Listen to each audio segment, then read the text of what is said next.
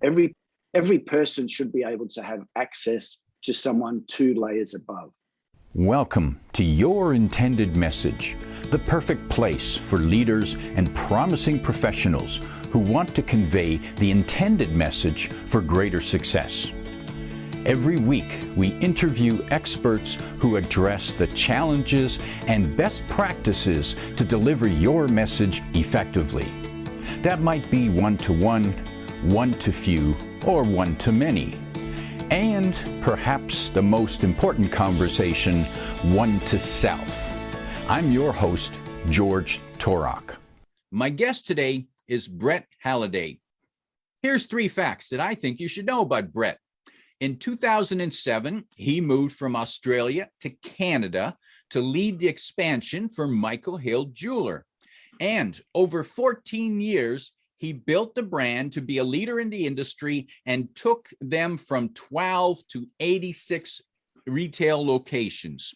2, in 2016, the Retail Council of Canada recognized Brett and his team with the coveted Talent Development Award for Retail Excellence. And 3, Brett draws on his deep sporting history when it comes to business and teams. The success of the business revolves around the attraction, retention, and development of people. Brett Halliday, welcome to Your Intended Message. Hi, George. It's a pleasure to be here, and it's great to be part of Your Intended Message. I'm really looking forward to speaking with you today. Brett, and when it comes to communication itself isn't the goal. Communication is a tool to reach the goal. And in your case, let's explore the goal of building and keeping and maintaining and nurturing a powerful, talented workforce. Where do we start with that? Yeah, I suppose when I draw on my retail experience and building teams globally, it really retail and most businesses revolve around people. You know, your people are your most powerful asset, and without great teams, you know, you don't have a business. I also noticed, George, that you actually said attraction. I'd like to change that word to recruitment, because having great teams and the essence of a great team really comes down to what I believe is the 3 R's, and that's recruitment, retention, and remuneration. You know, and when you get those 3 parts of the business right, then really that is the core of success. And whilst they may be 3 separate words, a lot of the rules or the strategies or the processes inside of those 3 areas all roll into one, and they need to work quite cohesively. Brett, let's just clarify, what do you see as the difference between attraction and recruitment? Well, recruitment is sales. Let's not kid ourselves. When you're recruiting people into your business, it's really sales. You're selling. Why should someone, so there's the attraction. So recruitment isn't running an ad, sifting through resumes, filling a position, and moving on and having someone just sit there, and trolling through and doing a job. Recruitment is about advertisement. You're part of your message, and part of your advertising message when you're selling your products should be actually attracting people that want to come and work with the brand, not just buy from the brand, but be engaged with the brand. And, that's very so important in retail. Like a lot of, as we grew globally, we expanded in Australia, we expanded in Canada. Most of our staff that filled our retail stores actually were customers first. So we attracted them through the brand. They engaged with the brand, they purchased products, they fell in love with the brand, and ultimately through the interactions in the store environment with the teams, they thought, wow, this is a great place to work. And then ultimately they become valuable employees. We also, so that's that attraction, but it is recruitment, recruitment, it is sales. You've got to have someone, and all the team has to be involved. Every person in the organization should be a recruiter for your organization. And hence then a very strong referral program was the essence for us, was very important for us. We had a strong referral program. So internal people that referred employees or brought employees into the business, we had a referral program. And whilst, yes, they could earn money and they got paid for bringing great talent into the organization, they did it because they wanted to make the team stronger. They wanted to add better people to our team. So that was really a very, very important part or an aspect for us. Now, Brett, I find it fascinating that you managed to recruit a lot of your employees from customers. Mm-hmm. Mm-hmm. And I wonder how many organizations actually look to their customers as potential future stars. Yeah. Well, and again, I don't have, and obviously we're talking over 30 years here, so I don't have actual data or specific numbers that I can give you, but I can recall, and I would guarantee that the people that were brought into our business or poached into our business or referred into our business by employees, or they stayed with us longer. So the retention of those people were greater. They stayed with us longer. And we had a lot of people that would work with us for up to and in excess of 20 years, and they were the most successful. So there's a correlation between, attracting people and bringing people in that had engaged with you prior. They knew the brand, right? And they loved the brand. They loved what we stood for. And then once they come and work for us, they stayed longer and they were more successful.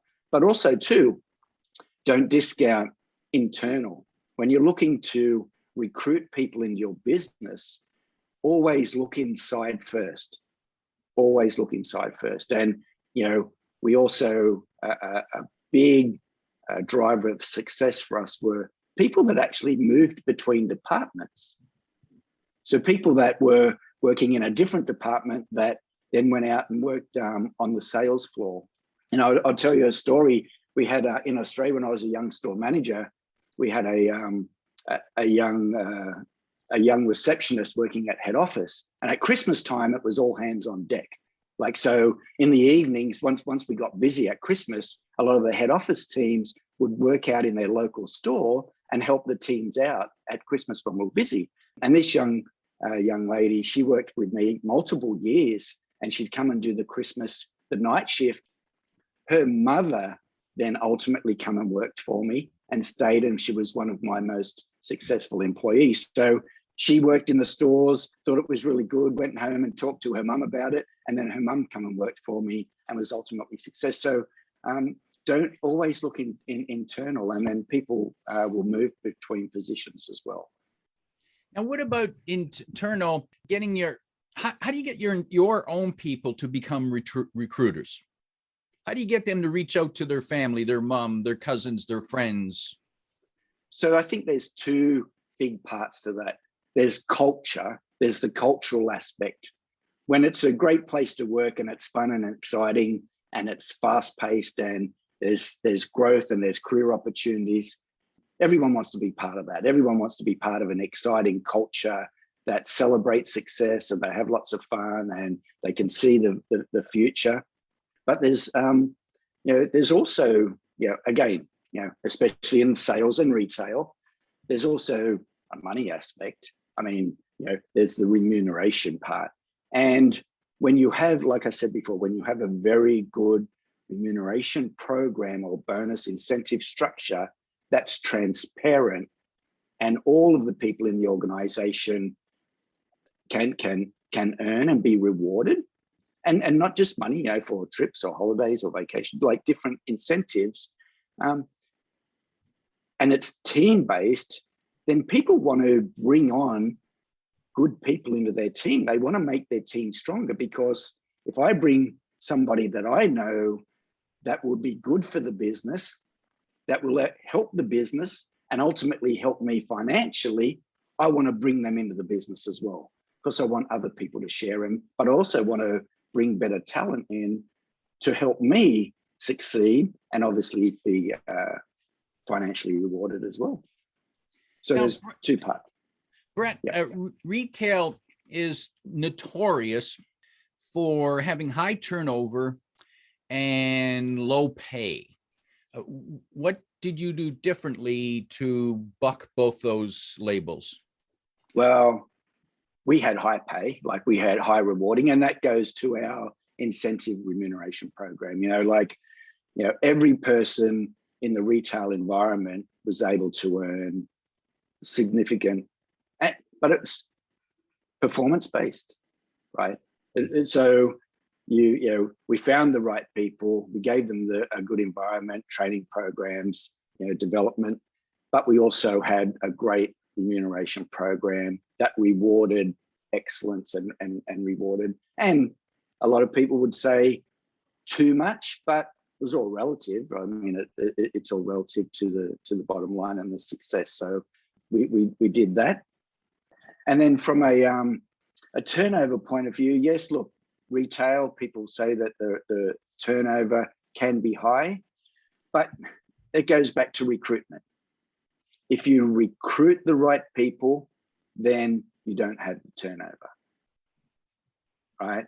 It significantly reduces. And again, the retention. So we had a lot of people that stayed with the business for a long time. I'm not saying that we didn't have turnover. I know at times our turnover was high. Sometimes that's part of the industry. But whenever I, as the leader, went back and reviewed why people had left the business, or if we had particular high turnover in a specific store or region, I usually, or more than likely, found a discrepancy in the recruitment process. Either they were hiring because they were desperate, they hired at the wrong times, they hired the wrong people, they didn't follow the process properly. There was change in management in that store, caused some turnover. So it was always usually people related. Brett, when you built the company in Canada, what was the first message you sent out to the team? When here's this new guy coming in from overseas, coming in, he's got an accent, he probably thinks he knows everything. What was the first message or messages that you wanted to get out to your team and make sure that they understood it and believed it? Two things. We were going to have 100 stores in Canada, so there was career advancement and opportunities for everybody. And the second thing, which was very important, and I believe the success, was I'm not here forever and someone will replace me from inside. And both of those things happened. They had seen, so we had credibility because we'd built the business in Australia. So they knew that we were going to have 100 stores. So there was going to be jobs for everybody, right? We're going to need lots of people. So come on board. So there was credibility in our message that we were going to have 100 stores. We got to 86, but essentially we had a vision of 100 stores in Canada. And two, I'm not going to be here forever. And our practice was to promote from within. So somewhere in this room, somewhere in this organization, there is someone that's going to have my job. And it was, who wants it? So there was a career advancement, and now ultimately I finished, and two people that I recruited took my job. So we did what we said we were going to do, and we provided the opportunities, and people joined the business because the success, and they knew where we were going, and that they could be part of it, and there was an opportunity for them to progress in the business. So they stayed with the business and they were successful. And ultimately the other things, the remuneration and everything came along with it as well. Brett, the message of opportunity, you got that message out immediately when you started. And was that a message that you needed to keep sending over the years, that you needed to keep reminding people so they didn't forget? Every day. every day. You can't stop. You know, whatever your goal or your vision or wherever you're headed, that has to be, you know, that has to go right through the business. And, you know, one of the things that I loved the most was I was constantly traveling the country and visiting the stores. You know, that's where I grew up, but was talking to everybody. Like, this is where we're going. We're going to have 100 stores, 100 stores. And the good part then is we hired, like myself, I started as a salesperson. We hired salespeople that then went to trainee or assistant managers and store managers and regional managers. And so you can be a salesperson and then end up as the CEO ultimately, if you want to be. So that spread through the business. And so lots of people moved from province to province. They relocated their families. They took on different positions. But also we had a lot of store managers that then moved into head office.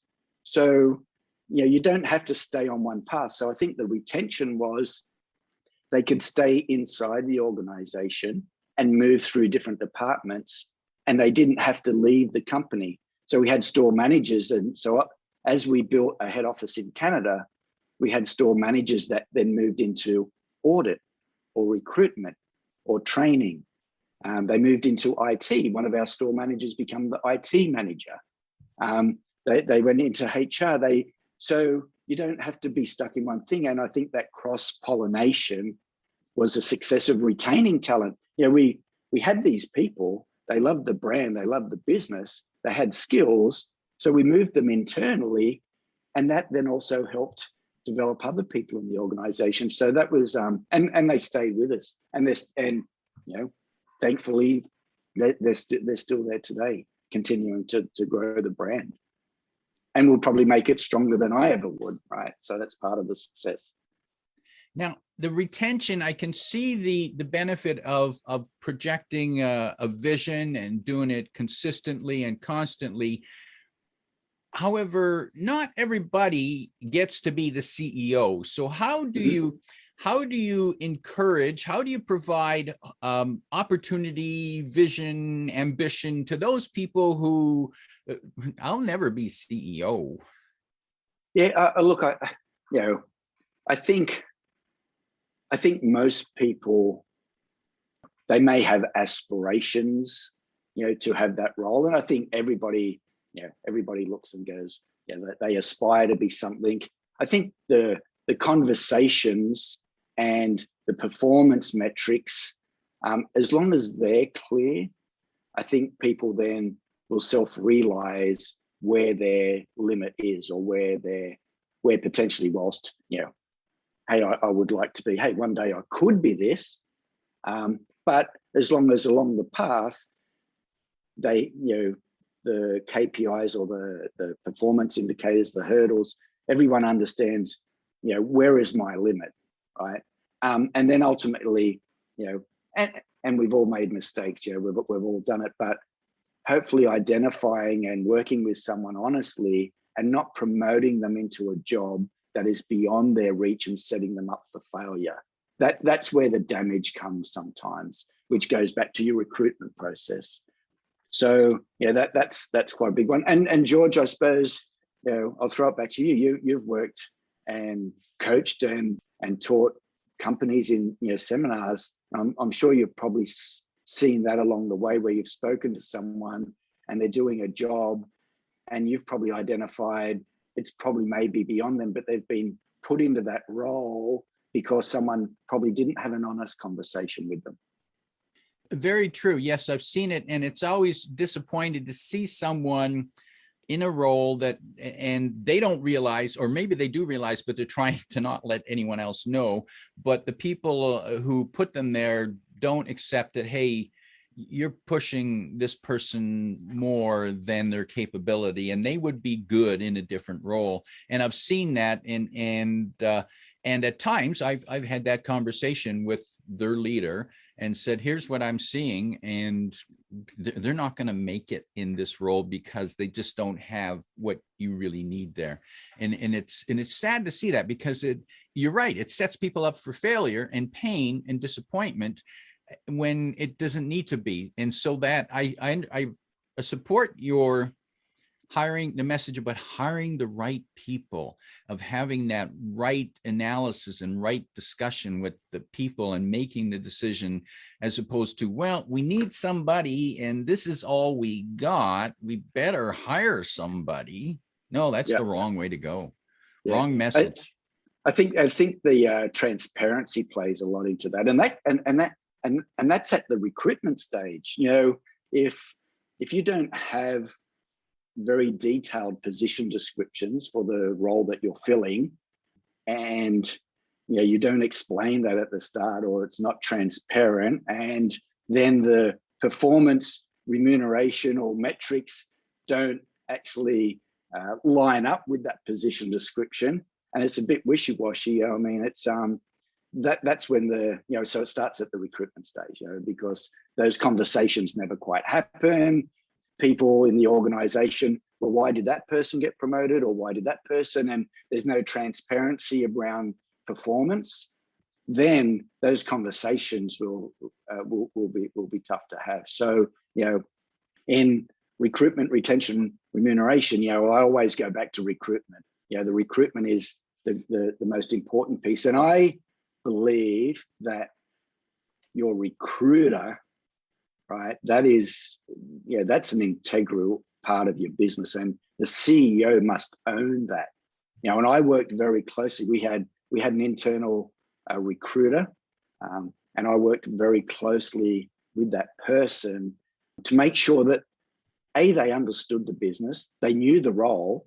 Ideally, they would come from within the business. So, you know, we had a successful store managers that went in the role, but we had people that understood sales, so that they could go and talk to the right people and identify behaviors and then find them. But they actually worked with them because, you know, getting that person right at the start saves a lot of hassle down the track, and for a lot of businesses, it's expensive. So, yeah, one thing that I hate to see when I speak to organizations or CEOs, or I look at their practices and processes, is they have either an automated system or they have someone that's just, they're putting out an ad, they get 1,000 responses, someone flicks through, but the person doesn't actually understand what the job entails. You know, like the recruiter should work in every department a week, every quarter, like they go and work with the different teams, or they work in the stores, or they manage, so that they know what are the true traits and what are the expectations, what are the behaviors, you know, what does it take to be successful in that role, so that they can actually go and find and identify the right person, and so it saves you a lot of hassle. And that's how you cut down your turnover. So, you know, in retail especially, right? And I know a lot of people come and go, and it's seasonal and all of that. So there's lots of factors. However, the turnover doesn't have to be that high. You know, if you're the CEO of a retail or a sales organization and you have high turnover, it doesn't have to be, and you should never justify it being high. There's obviously practices or processes in your business that's going wrong, and maybe you're just not over it, and you're just accepting the fact that, oh, well, we have high turnover and it's okay. Well, it's not okay. It's not okay. Brett, I wonder, in the process of recruitment, if one of the mistakes that the recruiter makes is only talking about the positive, about, you know, the mission and the goal, and perhaps not pointing out, by the way, there are some tough events or tough times or tough experiences that you will experience, and maybe the recruiter needs to convey that message more clearly. Yeah. And well, that's what I was saying, you know, like the recruiter needs to know the role.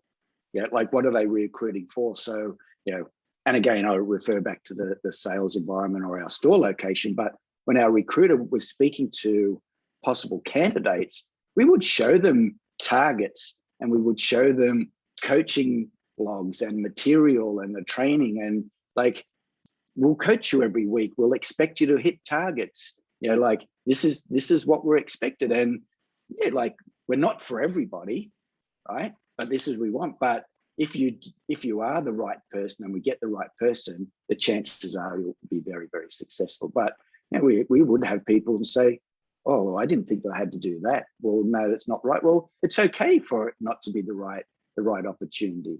And some people coming back into the workforce, especially in retail, some people coming back in the workforce may never have worked with that before or didn't understand. And they thought, oh, I'll go and work in a retail, I'll work in the mall and it'll be nice and I'll work 9 to 5. Like, well, that's not reality. And then if you don't stress that at the start and then they turn up and then they go, hey, well, I didn't know I had to do this. And all of a sudden they leave in their probation period, then you've got to start the whole process again. And that doesn't help anybody. Brett, where do mentors fit into this process? Oh, look, I think part of the retention strategy should be a mentor program as well in the cross-pollination. So I like to think that every person should be able to have access to someone 2 layers above. And I'll explain that. As I worked through my career, it was the cross-functional or committee programs that we had that you could be a part of. So whilst I was a store manager and I had aspirations to go higher, I knew that, okay, well, what does the country manager know or need to know that I need to learn if I ever want to be in that role? So it wasn't 1 layer above, it was 2 layers above. So yeah, I could be a good store manager and go to regional, but if I wanted to run a country, I then had to know about advertising and stock and the warehouse or distribution or IT or different areas.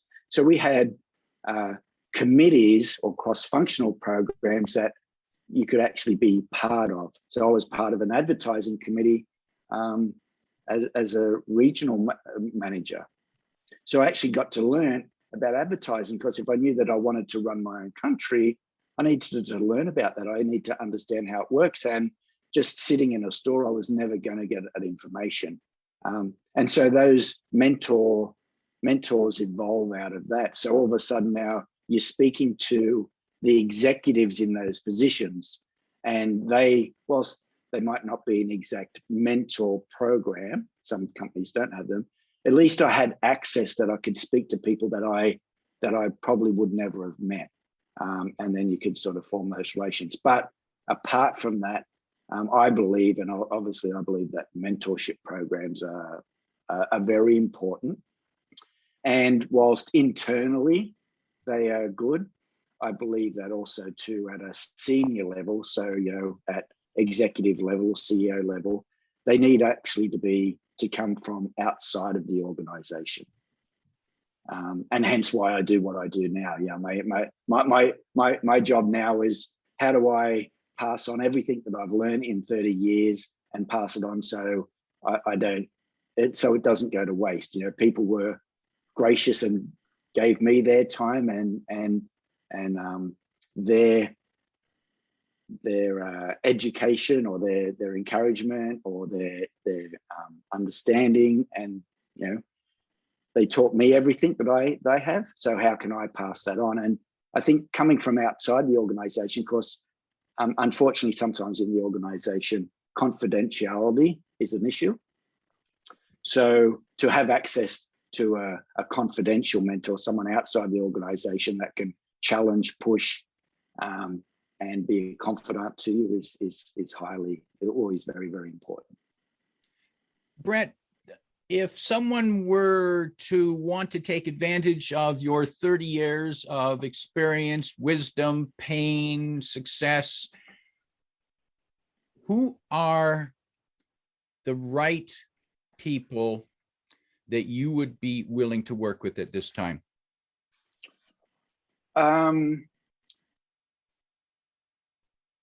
People that are looking to grow their small business, or from a startup, or from one store, or maybe a small sales team, wanting to grow and expand quite quickly. Because I've been there, and even when I arrived here, we had a few stores, and whilst I could try and do most of it all at small amounts. To really expand, you have to grow your team quite rapidly, right? And there's just so much to do. So small teams, retail, obviously, my expertise is in the retail space. So CEOs, senior managers, or even CEOs that have a team of successors that I can sort of help facilitate and grow those people sort of through the business.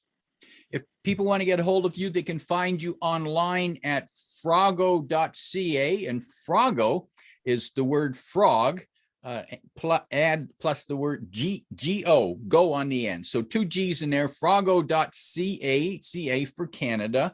Brett, in wrapping up, if you could sit down with a CEO of a mid-sized corporation, say, and give them some advice on how to better recruit, retain, and remunerate the people, their team, what would be those 1, 2, or 3 pieces of advice you would give them?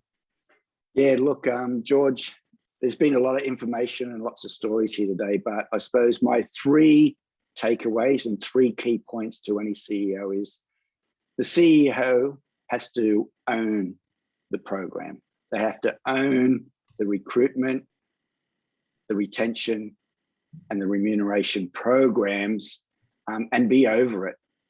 They have to be all over it. They don't have to do it, but they've got to, be over that and reporting and checking and really digging in if they see a problem. So CEO has to take the ownership on that. The recruiter has to be part of the team. Now, if you're a small business and you outsource it, it's okay, but go and meet with them and know who it is and be very particular as to who you work with and make sure that they know your business. And maybe there's a reward for them to, there's some metrics in there, but, the recruiter has to be an extension of you and part of the team. And a great remuneration program that covers all of the company and is very transparent. Very transparent. And people need to know, right? And don't be afraid of it. Like when I was a young store manager or regional, like my teams knew what I made. And that's part of the retention is, hey, well, I want to do what Brett does. Well, hey, I want his job. So how do they work harder? So it needs to be quite transparent. So those 3 things: CEO owns recruitment and talent, have a recruiter that's part of your team, and have a very transparent remuneration program that all of the company can be a part of. Productive advice. My guest today is Brett Halliday, reminding you that if you want to build a strong team, every person on your team should be a recruiter. If you like what you heard, remember to like, comment, and share this podcast. Come back every week for more practical insights to help you deliver your intended message. I'm your host, George Torok.